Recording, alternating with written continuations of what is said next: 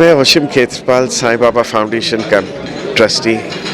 आज हम लोग जो इवेंट ये हुआ है, this is to tell about the various stories that these people have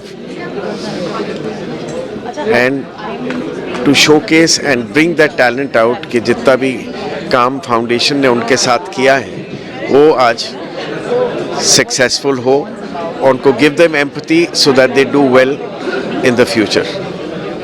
उनको protein, diet, money, air tickets देती रहती है। So that support is reasonably big but a very small contribution every year. Yeah. Today we are honoring them with small token monies, and to the winner, gold medalist, a lakh rupees, 75 rupees, and 50,000 rupees. It's a very small amount, but the whole idea was to make them feel that they are good, and the media is after them, and they want their stories to come out as an inspiration stories to people. The whole idea is not about money. The whole idea is about making them feel that they are also a part of a growing system. सब Paralympics के athletes और fans को क्या message देंगे? Para यही message देंगे कि आप अगर हैं तो हम लोगों को खुशी मिलती है, एंड जब खुशी मिलती है तो हम लोग आज फाउंडेशन क्या दे सकता है उनको? खाली दुआएं दे सकता है, because we have about 32 lakh people and I can leverage my name with them. That is the main thing that they have the blessings of so many people, and they have won medals, and they have written in their messages that we've had the blessings of Paramatma behind us. So when you know that there is one person in the family standing behind you, they feel very good. So they have to be felt important. That is the main thing. Gold एक ऐसा मुकीम है जहाँ पर हम कोशिश करते हैं कि जैसे कि आपने देखा पैरा एथलीट्स के लिए हम कम्युनिटी बिल्ड करने की कोशिश कर रहे हैं। हम लोग उनसे इंस्पिरेशन ले रहे हैं और वही चीज़ हम आगे आप सबको एक्सेस दे रहे हैं ताकि इनकी स्टोरीज़ और लोग पहचानें और जान पाएँ। इसी के ज़रिए हमने एक और इनिशिएटिव स्टार्ट किया जिसका नाम है mission made possible.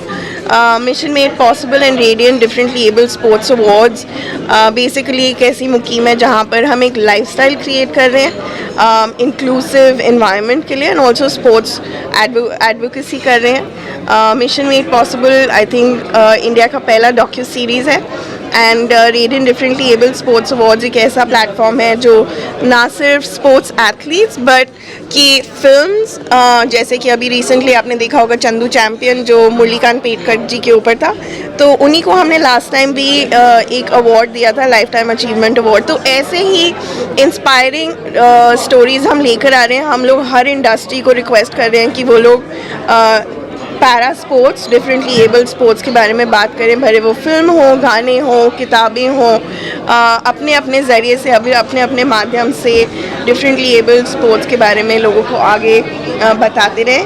And I think this is very humbling as an experience, and I feel like हम सबको भी आगे और बहुत जाना है, इसको और डेवलप करना है। And I am really happy and grateful कि आप लोग अपना प्लेटफॉर्म हम लोगों को दे रहे हैं और इस बात को आगे पहुंचा रहे हैं। Thank you.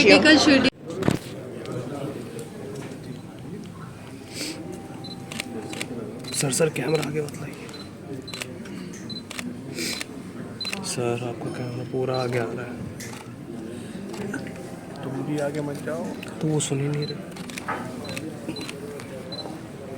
This is a very auspicious moment because the good takes over the evil, and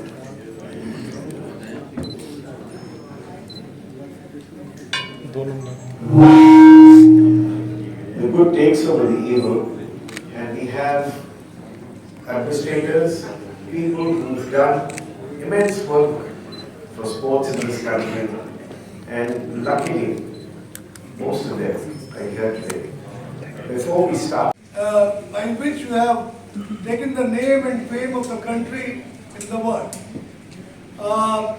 Washim Bhai has already planned in a big way to welcome you, and today is the beginning of his this first time, where he's going to honor all of you, and then Oshim and we all are going to organize World Cup cricket for para cricketers, and it is going to take place in the month of March in the next year.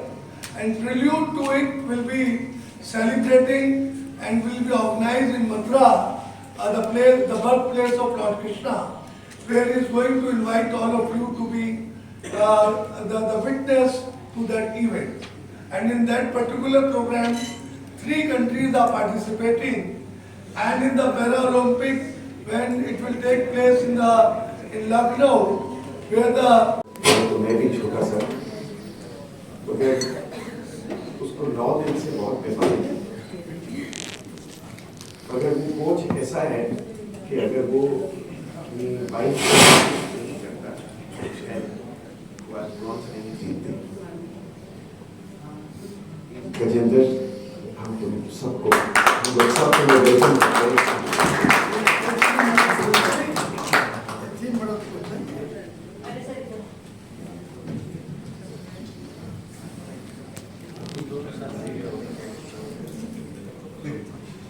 तुम दोनों साथ नहीं बैठ सकते?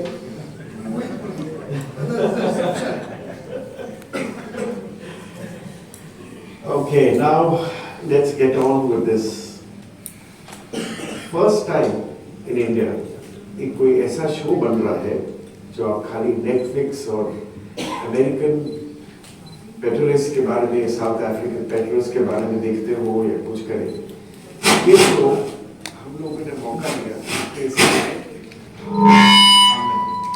Please somebody help with the audio. Can I get a mic which is मौका था, but आजकल जो दिखता है वही दिखता है। अभी तक हम सब लोगों की सोच थी क्रिकेटर्स, और मैंने जिंदगी में बहुत क्रिकेट इवेंट्स करे हैं।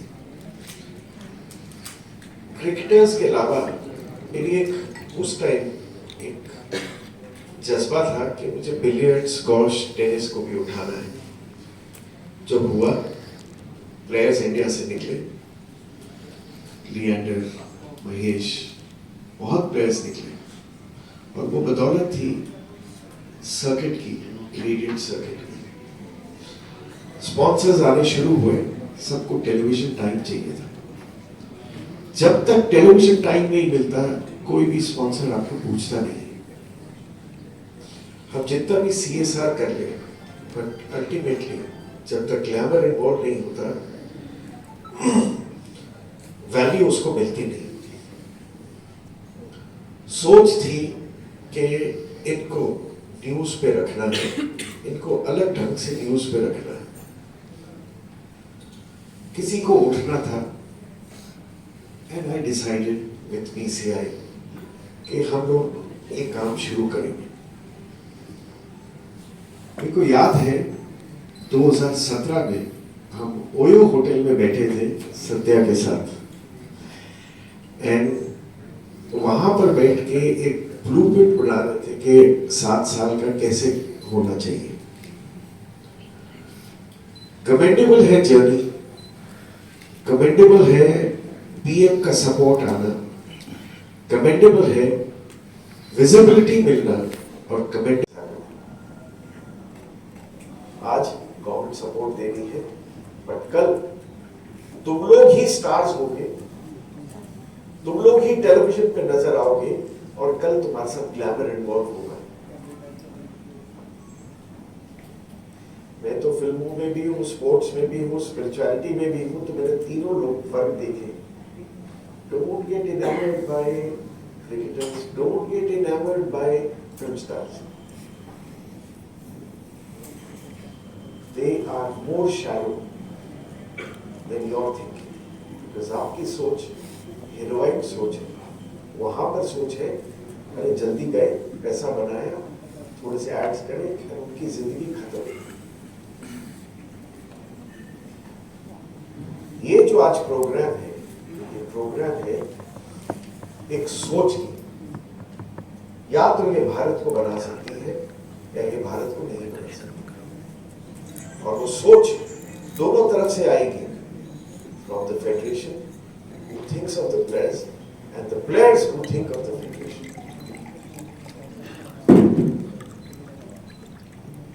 बहुत लोग हैं और आज मैंने रुपिंदर सिंह को बुलाया है इधर। इनका कंट्रीब्यूशन जब स्पोर्ट्स मैनेजमेंट शुरू हुई थी तब से लेके आज तक इनका कंट्रीब्यूशन है। इनका कंट्रीब्यूशन कार्ल लुईस को इंडिया बुलाने में है। हम लोग he was just senior to me in school.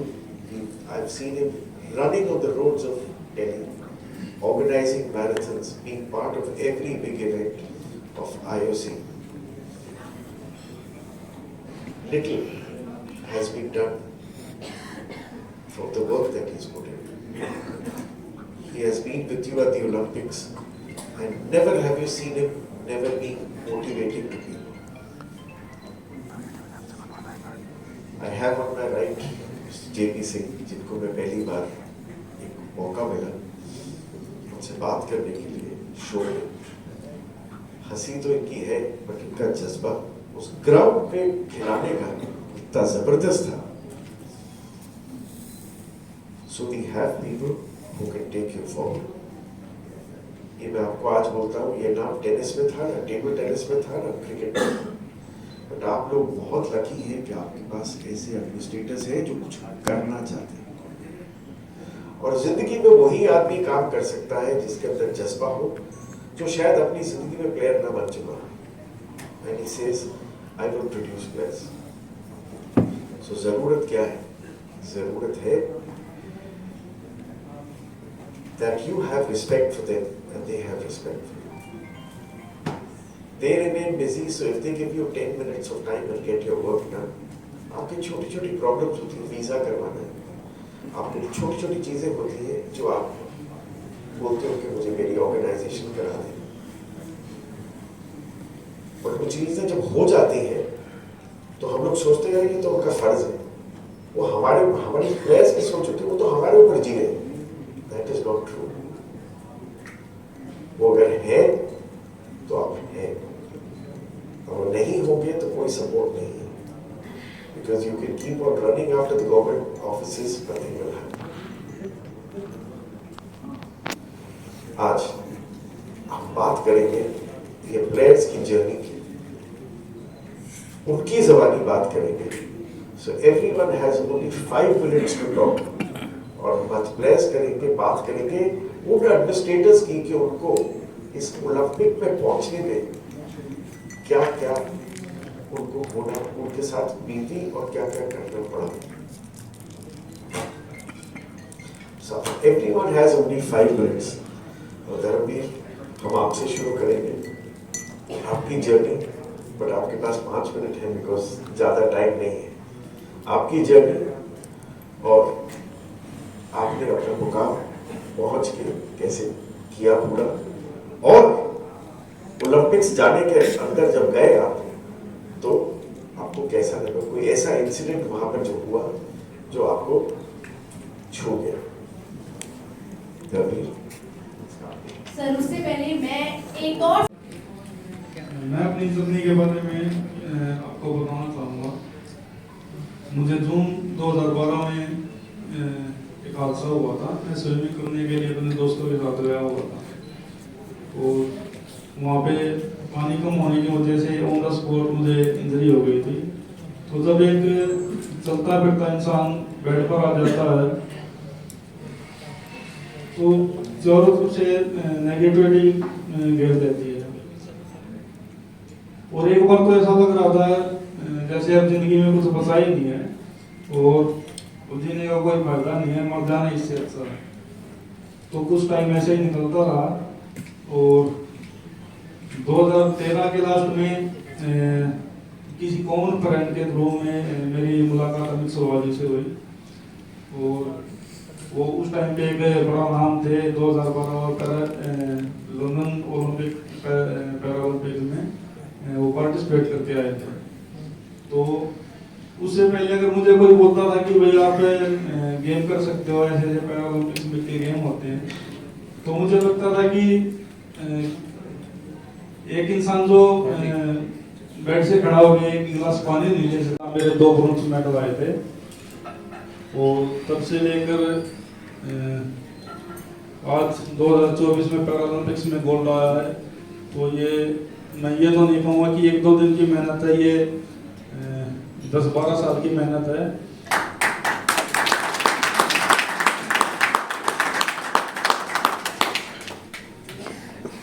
और 2016 रियो में भी मेरा सिलेक्शन हुआ था, लेकिन मैं सच बताऊं आपको, एक ही साल के अंदर पैरालंपिक्स में मेरा सिलेक्शन हुआ था, तो इतनी अच्छी तैयारी के साथ नहीं गया था मैं। लेकिन टोक्यो में मैं बहुत अच्छी तैयारी के साथ गया था, लेकिन हार्ड वर्क वहाँ पे मेडल मिस हुआ मेरा। और वहाँ से फिर दोबारा मेहनत की, और अब की बार आप लोगों की दुआ थी, भगवान ऊपर वाले का आशीर्वाद था। अब की बार वो काम जिसके लिए हम लगे हुए थे, अब की बार वो पूरा हुआ है। और मैं एक ही बात यहाँ पे कहना चाहूँगा कि आप किसी भी फील्ड में हो, प्लेयर हो या और किसी भी फील्ड में हो, अगर आप सच्चे दिल से मेहनत करोगे तो एक दिन उसका फल ऊपर वाला जरूर देगा। ये मैं आपको गारंटी देकर जा रहा हूँ आज से। Thank you. नमस्कार सभी को। मेरा नाम योगेश कतुनिया, मैं डबल पैरालंपिक मेडलिस्ट हूँ। तो जर्नी की तो मैं अगर बताऊँ तो मेरे को गुलियन बार सिंड्रोम हो गया था, न्यूरोलॉजिकल डिसऑर्डर 2006 में। तो उस टाइम पे 9 साल का था, तो तब से बीमारी थी। तो 3 साल मैं व्हीलचेयर पे भी रह चुका हूँ। तो 2009 में मैंने उठना शुरू करा था। तो जैसे एक बच्चा जब उठता है तो वैसी मेरी जर्नी वापस से 2009 में स्टार्ट हुई थी।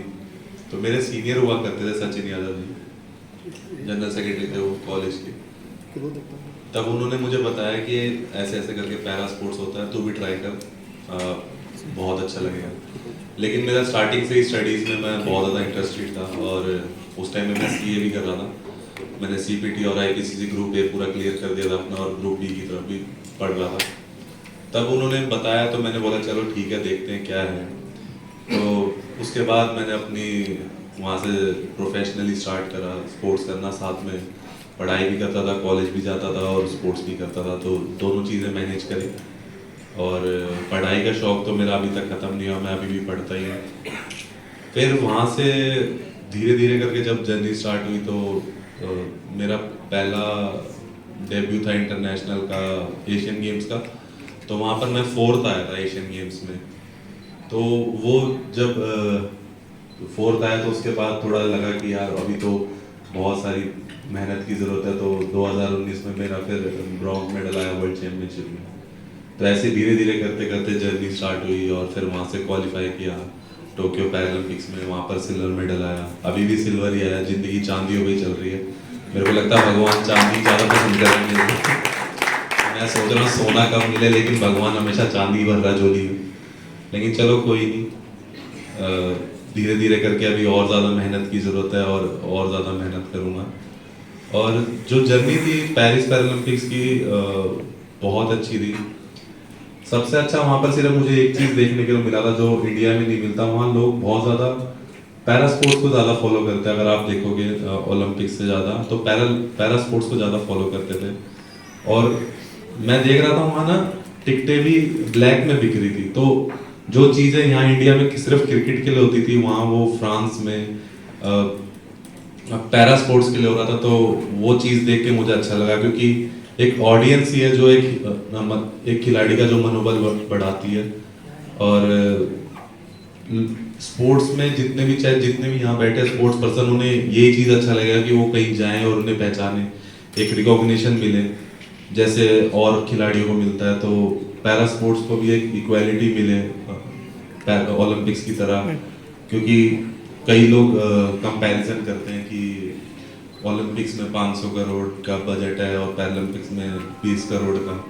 कभी भी कंपैरिजन नहीं करना चाहिए। एक हमारा भी मेडल वही है और उनका भी मेडल वही है। एक इक्वालिटी लेके आएंगे ना जब तक, तब तक कुछ नहीं हो सकता। तो सिंपैथी नहीं, एम्पैथी चाहिए आप सभी से।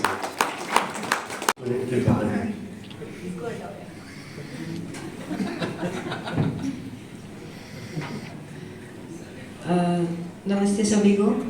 मैंने आज तक अपने और अपने कोच एंड हस्बैंड की स्टोरी सुनाई है। आज मैं और सबका भी रोल बताना चाहती हूँ यहाँ पे कि क्या रोल था, क्योंकि गज्जू के और मेरे बारे में सब जानते हैं कि उसने मुझे कैसे सपोर्ट किया है या क्या किया है। मुझे लगता है ये एक उदाहरण है कि हस्बैंड कैसे होने चाहिए, पर मैं आज अपनी दोस्तों के बारे में, अपनी फेडरेशन के बारे में, इन सब के बारे में बताना चाहूँगी। मैं वर्ल्ड चैम्पियनशिप में गई थी। मैं वर्ल्ड की फर्स्ट रैंक से क्वालिफाई करके वर्ल्ड चैम्पियनशिप में गई थी, और मुझे वहाँ पे जाने के बाद मेरा मसल टूट गया था। 5 सेंटीमीटर का गैप था जिसमें, और उसके 3 महीने बाद जस्ट एशियन गेम्स थे। तो मुझे उस इंजरी होने से ज़्यादा दुख ये था कि मैं अब एशियन गेम कैसे जाऊँगी, क्योंकि मैं इस चीज़ की तैयारी 5 साल से कर रही हूँ, क्योंकि एशियन गेम 1 साल आगे बढ़ा था। तो मुझे बस ये था कि मुझे कुछ भी करके एशियन गेम खेलने जाना है, और मैंने बहुत मेहनत करी है इस चीज़ के लिए। तो वहाँ पे मेरी फेडरेशन थी, शायद कोई और होता उनकी जगह तो मेरा गेम वहाँ पे क्लोज हो जाता, क्योंकि वो मेरी लाइफ का सबसे बड़ा मोड़ था। या तो मैं ऊपर चली जाती या मैं बिल्कुल नीचे गिर जाती। तो वहाँ पे ये एक फेडरेशन थी मेरे स्पॉन्सर्स थे जिन्होंने मेरा हाथ पकड़ा, मुझे उठाया कि अरे हम है ना, तुम कैसे रुक गई। तो ये मेरी फेडरेशन का, मेरे स्पॉन्सर्स का और मेरे दोस्तों का रोल था। और सबसे बड़ा रोल, जब मैं भी पेरिस पैरालंपिक में गई तो मेरा 100 मीटर में मैं मेडल आउट हो गई, और मैंने उसके लिए बहुत मेहनत करी थी। मैं आपको यकीन नहीं दिला सकती, मैं ग्राउंड पे उसके लिए कितना मरी हूँ उस मेडल के लिए, पर मैं वहाँ से मेडल आउट हो गई। और मैं उस टाइम पे इतना टूट गई थी कि वहाँ पे सब लोग थे मेरे साथ। सतपाल सर थे, सत्यनारायण सर थे, पूरी फेडरेशन थी, चीफ कोच थे सर वहाँ पे, तो हमेशा सर भी साथ ही रहते थे उस टाइम पे। तो जब मैं 100 मीटर के फाइनल से वापस आई थी तो मेरी हालत, मुझे लगता है शायद इनसे अच्छा कोई नहीं बता सकता, इन सब लोगों ने देखी थी वहाँ पे मेरी हालत, कि अगर मैं शायद अकेले हो जाती तो मैं सुसाइड भी कर लेती, जो मेरी हालत थी। एक सपना टूटा था, और अगले दिन मेरी रेस थी 200 मीटर की, हीट, सेमीफाइनल, फाइनल। मुझे 6 रेस भागनी थी 4 दिन में। तो वहाँ पे मेरे दोस्त थे, कोचेस थे, और मुझे जहाँ तक याद है कि सर भी उस टाइम पे रो रहे थे, सतपाल सर रो रहे थे मुझे देख के, मेरा मेडल नहीं आया था। और सिर्फ सबके दिमाग में उस टाइम ये था कि हम इसको कैसे खड़ा करें, इसको हम कैसे मोटिवेट करें। सब मुझे सिर्फ एक ही बात बोल रहे थे कि नहीं तू भागेगी, पर तू बहुत अच्छा भागेगी। मैं सत्या सर से मिली, वो बोलते कि हम तेरा 200 मीटर का मेडल लेने जा रहे हैं, जबकि मैं पूरी रात पूरे दिन सोई नहीं थी। मैं 4 दिन से सोई नहीं थी। मैंने ढंग से खाना नहीं खाया था, क्योंकि वो पैरालंपिक है, उसका लेवल अलग है, बहुत ज़्यादा एंजाइटी होती है, और अगर आप मेडल आउट हो जाओ अपने मेन गेम से तो फिर एक अलग ही हिसाब हो जाता है। तो हाँ, वहाँ इन सब लोगों का रोल था, मेरे दोस्तों का रोल था। ये सब मेरे साथ थे उस टाइम पे, सुमित अंटिल भैया या जो भी, योगेश, नवदीप, ये सब मेरे साथ थे उस टाइम पे, और ये सब मुझे सिर्फ समझा के जा रहे थे कि तू आगे करेगी, हमें पता है तेरा मेडल आएगा, हमें तेरा मुझे लगता है कि मेरी मेहनत 100 मीटर तक खत्म हो गई थी। इन लोगों का साथ था और सब लोगों की ब्लेसिंग्स थी, जो मुझे फ़ोन करके ट्राई कर रहे थे कि हम उससे कैसे बात करें, उसको कैसे समझाएं कि उसका मेडल आए। राधिका मैम ने भी मैसेज किया हुआ था, और ओशम सर ने तो फ़ोन भी करा था, पर मैं उस टाइम पे किसी का फ़ोन नहीं उठाया मैंने। और शायद मैम भी उस टाइम पे यही सोच रही थी कि हिम्मत नहीं हो रही थी किसी की कि वो सिमरन से बात करे। तो हाँ, ये मुझे लगता है कि वो दुआएं थी कि मेरा दूसरे इवेंट में मेरा मेडल आया, और इन लोगों का साथ था। अगर वो नहीं होता तो मुझे लगता है मेरी मेहनत पहले इवेंट में ख़त्म हो गई थी। दूसरे इवेंट में जो मेडल आया वो इन सब लोगों की वजह से आया, तो मैं इन सबको डेडिकेट करती हूँ अपना मेडल। नमस्ते सभी को। सबसे पहले मैं आपको बताना चाहता हूं कि मैं आर्मी से हूं। So I am a soldier of Indian army, और 15 साल मेरी सर्विस हो चुकी है। तो मेरा एक ही उसूल है, डिसिप्लिन की वजह से मैं आज आपके सामने यहाँ पे बैठा हूँ। मैं एक मामूली सा सोल्जर था, जो मुझे सत्या सर ठाके उठा के इसमें लेकर आए थे। तो मुझे उठा के पैरा का कोच बना दिया गया और मुझे चैलेंज बहुत पसंद है। अगर कोई चैलेंज कर देता है ना सामने, तू करवा ले भाई, तो मैं उसके लिए अपनी जान देने को तैयार हो जाऊंगा। मेरा मानना यह है, जितनी किसी मछली को पानी से बाहर निकाल के पानी की जरूरत पड़ती है ना, उतनी ही मुझे उस टाइम पे कामयाबी की जरूरत थी अपने, because I want to prove myself. तो मुझे अपने आप को प्रूव करने के लिए 8 साल लग गए यहाँ तक पहुंचने के लिए। आज मेरे पास एशियन गेम्स के 2 मेडल है सिल्वर, और वर्ल्ड चैंपियनशिप का 1 गोल्ड मेडल है, 2 ब्रॉन्ज मेडल है, और पैरालंपिक के 3 ब्रॉन्ज मेडल है मेरे पास आज की डेट में। और